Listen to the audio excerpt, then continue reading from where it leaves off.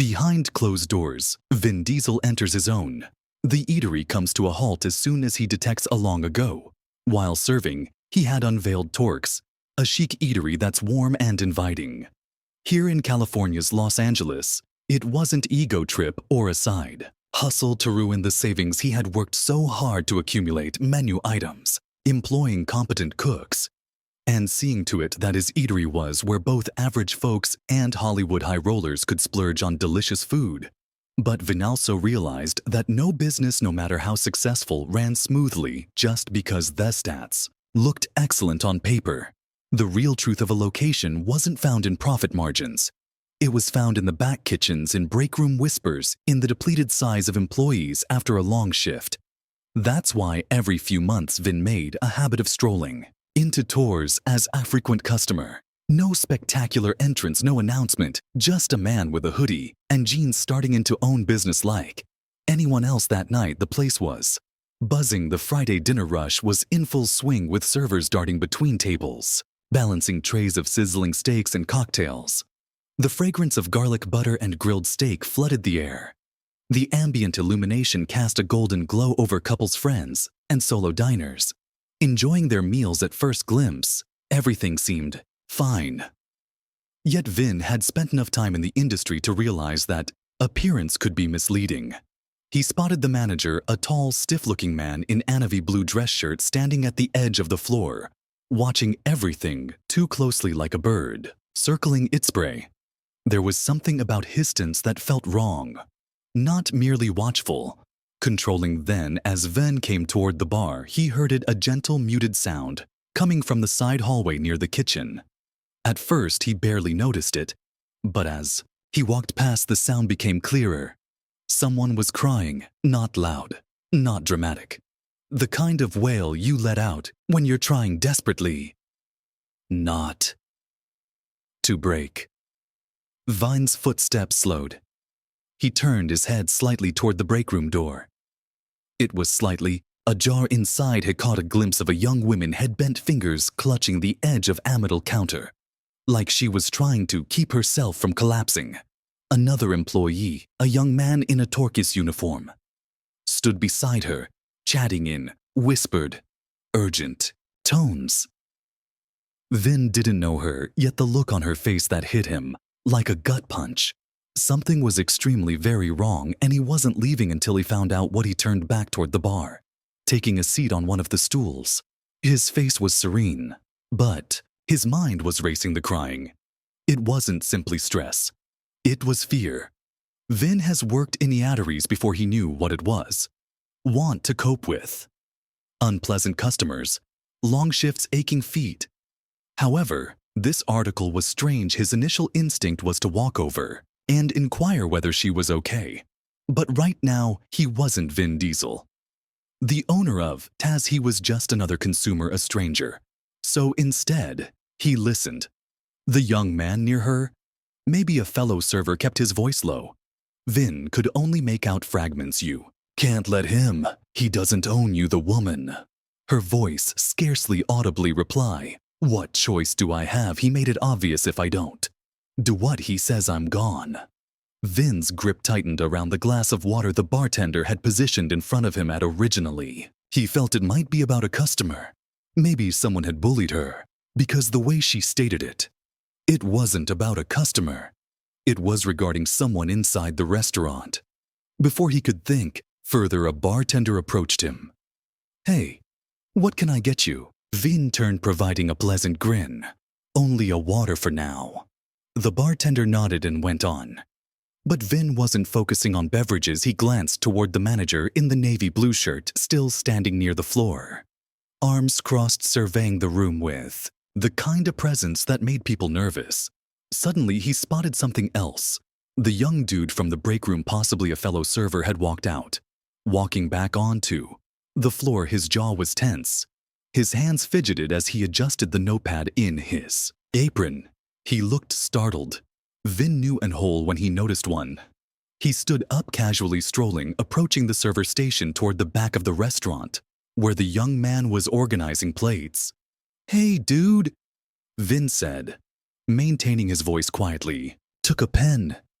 The young man stared, up shocked. Oh, yes. Yep. He grabbed one from the counter and handed it over Vingit. It but didn't walk away. He glanced at the employee's name tag. Tyler. Hello, Tyler.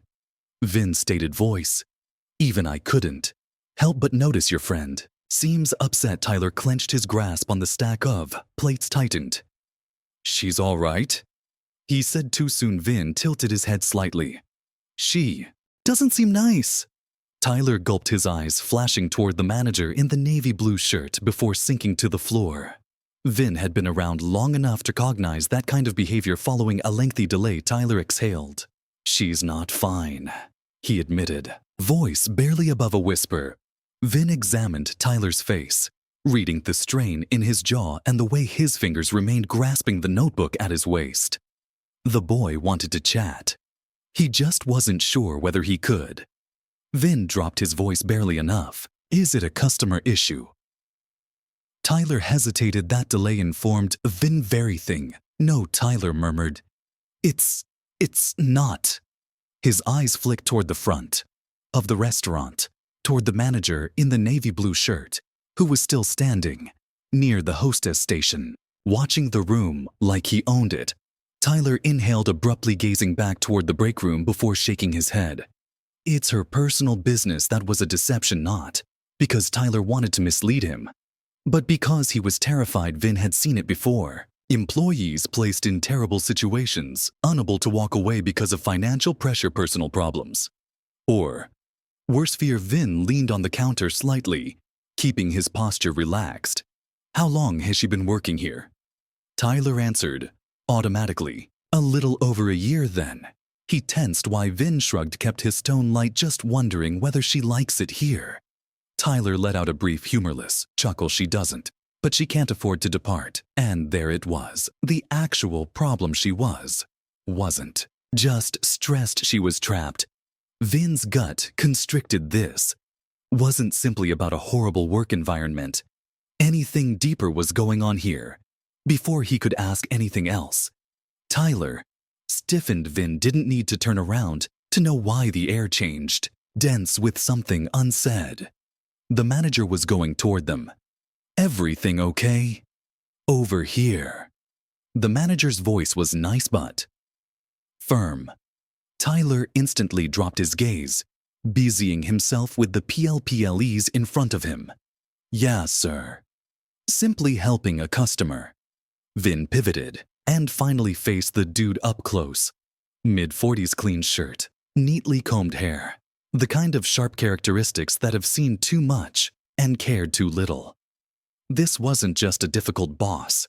This was someone who knew exactly how much control he had and enjoyed it. The name tag on his shirt read, Rick Calloway. Can I help you with anything? Calloway asked, courteous but edged. Vin smiled casually. Just having a pen. Tyler here was gracious enough to help me out. Calloway didn't break eye contact. Nice, he said, clapping Tyler on the shoulder a little too tightly. Let's stay focused on work. Tyler nodded swiftly, gaze fixated on the plates in front of him. Yes, sir. Vin clenched his jaw, but didn't react. Not yet. He thanked Tyler and moved away, feeling Calloway's eyes on him. The entire time his mind was already made up. He wasn't leaving, not until he figured out exactly what was happening at this restaurant. He walked outside for a moment, letting the night air cool his frustration. From where he stood, it probably looked like he was just checking his phone. In reality, he was thinking hard. Something wasn't adding up. Emily was afraid. Tyler was reluctant, and Calloway, that man, had the impression of someone who thrived on control. Vin has dealt with lots of nasty managers previously before, yet this was different. This was computed. If he desired solid answers, he needed to talk to someone who wasn't terrified. And then, as if the universe was working in his favor, Nate, the bartender from earlier, stepped outdoors. The youngster was leaning on the side of the building, scrolling through his phone, possibly on a break. Vin saw his opening, He walked up casually, hands in his pockets. Long night. Nate looked up frightened, then calmed as he realized, dude. Yep. Fridays are usually nuts. Vin nodded, leaning on the wall beside him. Mind if I ask you something? Nate paused but shrugged. Sure, Vin maintained his voice light. Your manager, Calloway. What'd she appreciate? Nate's expression darkened. It was quick, only a flicker. But Vin caught it. He's, severe. Nate remarked carefully. Loves things done a specific way. Vin cocked his head. That typical for managers. Nate exhaled, glancing around as if check for eavesdroppers. Then he dropped his voice. He's not just strict. Nate fumbled for the appropriate term then in a voice. Just above a whisper he said, anything that made Vin's stomach turn. He makes Emily stay late alone. Vin's muscles tight. She's the only one? Natin nodded yep, and he huns always chatting to her like she owes him anything. I've seen it. Guy. The way she tenses up when he calls her into his office, it's not typical. Vin's grasp tightened around his arms. He had seen this before. A manager who played power games with employees, picking out the weak ones, creating them feel that they had no option but to comply. He took a slow breath, forcing himself to be calm. She ever say anything about it? Nate shook his head number. Although she doesn't have to, we all saw it. Vin breathed softly. Now, he wasn't just coping with a terrible employer. He was interacting with a predator, and that changed everything. Thanks for telling me. Vin clapped him on the shoulder. You're a good guy. Nate gave a half smile, but still seemed nervous. Vin turned. Glancing back to the building, Emily was still interior, still under Calloway's control. And now Vin knew exactly what he needed to accomplish. He wasn't waiting, not when he had seen this pattern before he had climbed. His path up through Hollywood has dealt with his fair share of power-hungry executives that manipulated people. Beneath them, he understood how easy it was for an individual with power to manipulate the system in his favor. The employees under Calloway's control weren't just uncomfortable, they were terrified. And Emily, she was at the center of it. Vin pushed open the glass doors and walked back inside. Their restaurant had slowed down the supper rush, winding to a close, fewer customers, fewer witnesses. Yet Calloway was still there standing, near the server stations, surveying the room like he owned it. Vin's footsteps were steady as he crossed the floor. He didn't stop at the bar. He didn't hesitate. He went straight. For Emily, she was mid-con discussion with a customer, her voice mechanical, her hands steady. Although her eyes appeared hollow, she spotted Vin approaching and tightened slightly, like she expected difficulty. Forgive me. Vin spoken exactly loud enough for the buyer to hear. I need to chat with you. For an instant. Emily blinked, confused. I'm with a client, sir. The woman in front of her frowned. She's helping me right now. You can wait. But Vin kept his eyes on Emily. It's vital, and she knew. She swallowed, apologized to the customer, and walked away from the counter. Calloway noticed immediately. Vin spotted him, straightened, eyes narrowing. He didn't like losing control. Emily LED. Vin a few steps away, fidgeting with the edge of hair apron. What can I help you with, sir? Vin took a long breath. I know what's happening. His voice was low. You don't have to say anything. I just need you to realize you're not alone. Emily flinched. For a second, just a second, she looked like she would break, but then she shook her head, trying a forced smile. I don't know what you mean. Vin wasn't giving up. Calloway the late shifts the way he treats you. I know it's not okay. Her fingers folded into fists. Terror. That's what this was, and dread meant. She thought she had no way out. I can't. She whispered. You may. Vin stated forcefully. And you will, because I guarantee you, Who not untouchable? Before Emily could answer, a shadow appeared beside them. Rick Calloway had arrived, his expression cold, yet his eyes stinging with discomfort. Is there a problem here? His voice was courteous, but Vin could har the warning in it. He didn't turn to face Calloway instantly. Instead, he kept his focus on Emily, seeing how she shranks slightly at the sound of his voice, how her fingers curled around the hem of her apron. That reply told Vin everything. He turned, keeping his face neutral, just having a talk. Calloway's smile didn't reach his eyes. Well, Emily has a job to do. She doesn't have time for private discussions.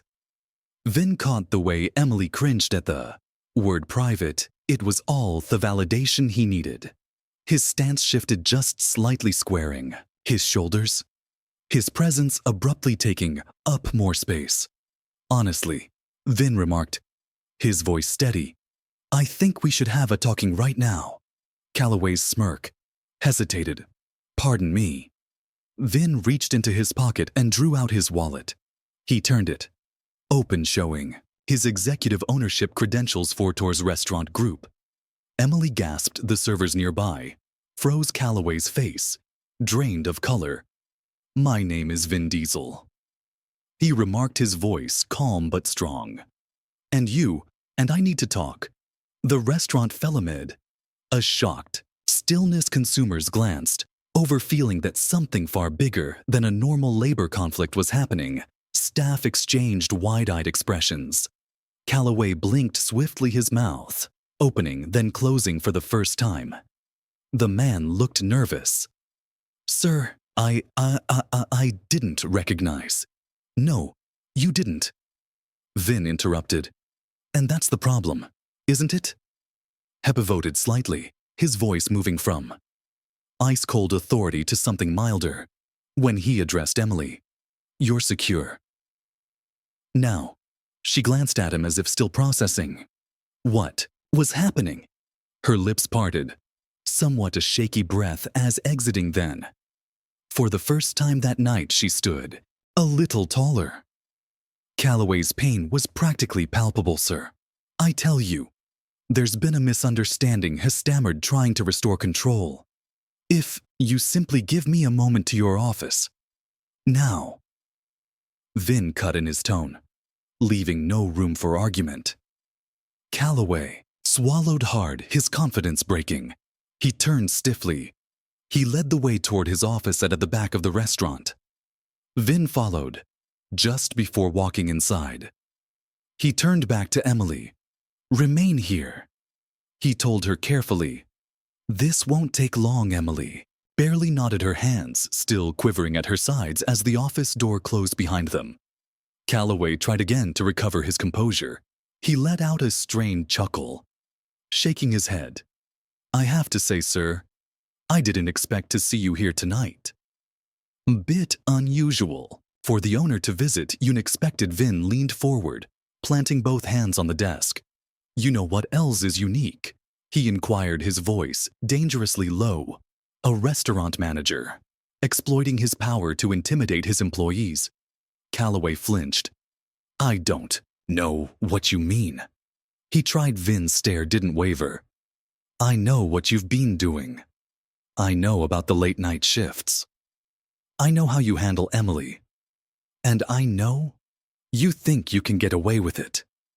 Calloway's cheeks paled. Sir, I guarantee you, I've always conducted myself professionally. If there have been any misunderstandings, save it.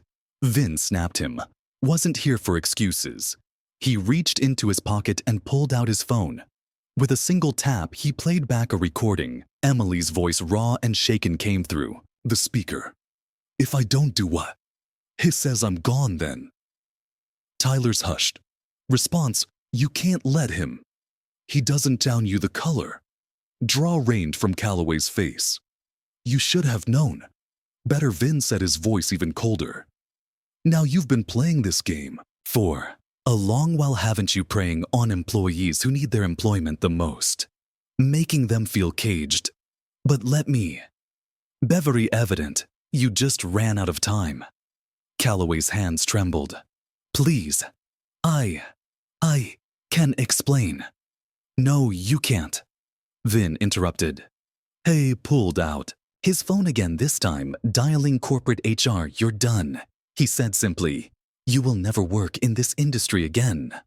Calloway sat there, frozen as Vin stepped toward the door. His power was gone, and he wasn't done yet as Vin stepped back into their restaurant. The tension in the air was thick. Emily, Tyler, Nate, and the rest of the employees were waiting. Vin took a breath, then looked directly at Emily. Wounds gone. He said softly, You're safe. Her lips opened slightly, her breath grasping disbelief relief.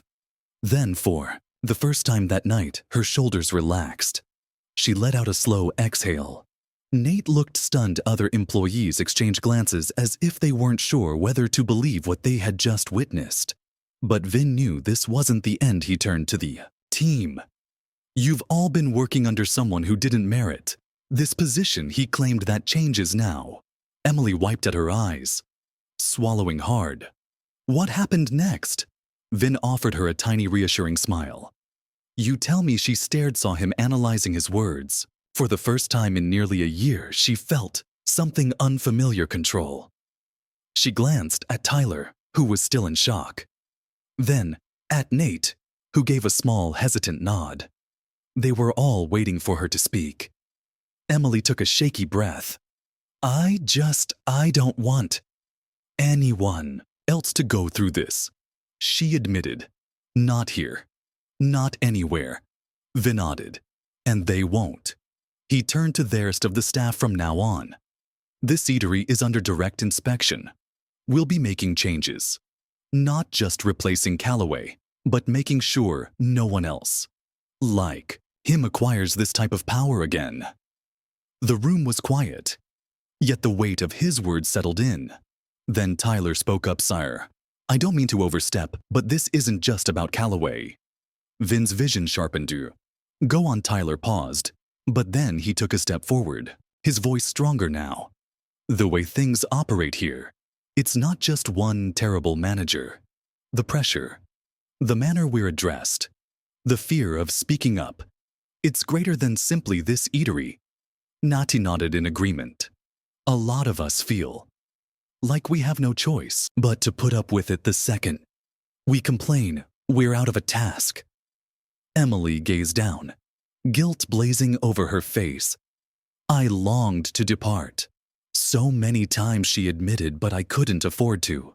And I thought, maybe this was normal. Vin's jaw tightened. This was why he went undercover, not because of numbers, not because of performance ratings, but because the real troubles were the ones hidden beneath the surface. He took a big breath. That stops today. Everyone watched him, waiting for what occurred next. I don't just want to mend this eatery. I wish to fix the system, and I'll need your help to do that. It means openness. That means trust. That means if something goes wrong, you speak up. Emily still looked uncertain. And if we do, will anyone truly listen? Vin met her eyes. I will. She studied him. After a long while, until finally she nodded, and for the first time that night, she looked like she believed it. An hour later, Vin sat in his car watching as the staff gently locked up for the night. Emily stepped out with Tyler and Nate, the three of them conversing quietly. They appeared lighter, like the weight of the past year had finally started to rise. Vin exhaled, running a palm over his face. This had been one restaurant, one manager, one spot. But how many more were out there? How many employees, just like Emily, were hesitant to speak up? How many times had he glanced at a report and thought everything was all right when it wasn't being? Leader wasn't only about profit margins or efficiency. It was about individuals. And tonight, he had been reminded of exactly why he did this too often. People in power looked the other way. They treated employees as numbers, not human creatures. But leadership isn't about control. It's about responsibility. If you ever feel trapped in a scenario where someone is misusing their power, speak up. And if you see someone else struggling, don't keep silent. Because sometimes all it takes is one individual to break the cycle.